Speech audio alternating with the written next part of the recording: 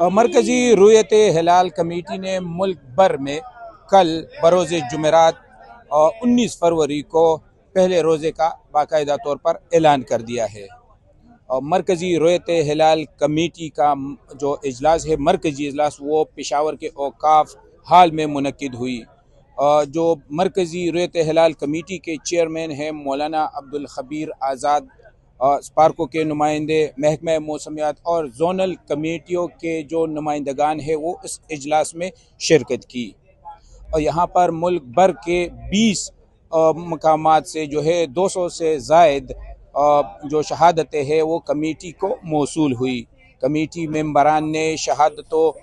کو جو ہے وہ شرعی حیثیت جو ہے اس کی جانچی پرکھی، اور باقاعدہ طور پر یہاں پر پشاور میں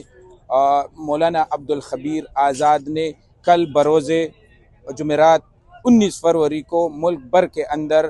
پہلا رمضان کا اعلان کر دیا، اور ساتھ ہی ساتھ ملک کی سلامتی